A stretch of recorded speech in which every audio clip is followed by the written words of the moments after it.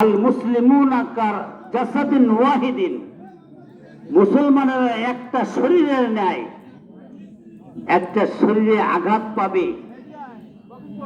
কারণ আপনি রাস্তা দিয়ে হাঁটছেন, হাঁটতে লাগলে আপনি হুঁচট খেয়েছেন, বুড়ো আঙ্গুলের মাথা ফেটে গেছে, আপনার মাথার ভিতরে চক্কর দিয়ে উঠছে, সমস্ত শরীরে ঝাঁঝা করে উঠছে। কেন? ওই আঙ্গুলের সাথে মাথার সম্পর্ক, ওই আঙ্গুলের সাথে সমস্ত অঙ্গ প্রত্যঙ্গের সম্পর্ক, যার কারণে একসাথে এক যোগসূত্রে গাঁথা, যার কারণেই আপনি আঘাত পেয়েছেন আঙ্গুলে, আর সমস্ত শরীরটা টের পেয়েছে। আল্লাহ রাসূল সাল্লাল্লাহু আলাইহি সাল্লাম কত সুন্দর উপমা দিয়ে মুসলমানদেরকে একত্রিত হওয়ার জন্য, মুসলমানের দরদ বুঝার জন্য আল্লাহ রাসূল সাল্লাল্লাহু আলাইহি সাল্লাম বলেছেন কাজাসাদিন ওয়াহিদিন, সমস্ত মুসলমানেরা কেমন ধরনের একটা শরীর, একটা শরীরের যে কোনো জায়গায় ব্যথা লাগবে সমস্ত শরীর টের পাবে।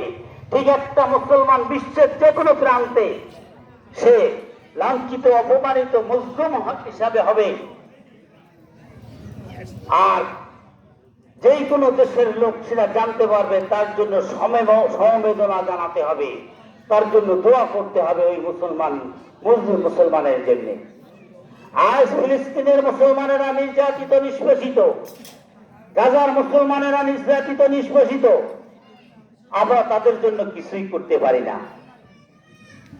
কমপক্ষে তাদের জন্য তো একটু দোয়াও করতে পারি যে আল্লাহ তুমি জালেমদেরকে ধ্বংস করে দিয়ে এই মজলুম ফিলিস্তিনি আর গাজার মুসলমানদেরকে তুমি হেফাজত করো।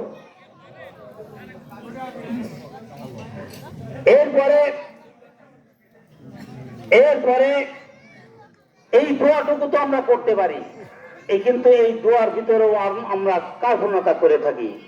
নামাজের পরে একটু দোয়া করবো তাদের জন্য, তাও করি না। তাহলে আমাদের ইমানটা কই? আর আমাদের শরীর যে রাসূল সাল্লাল্লাহু আলাইহি ওয়াসাল্লাম বললেন কাজাসাদিন ওয়াহিদিন, এর প্রমাণটা কোথায়? এতটুকু কাজও করতে পারি না।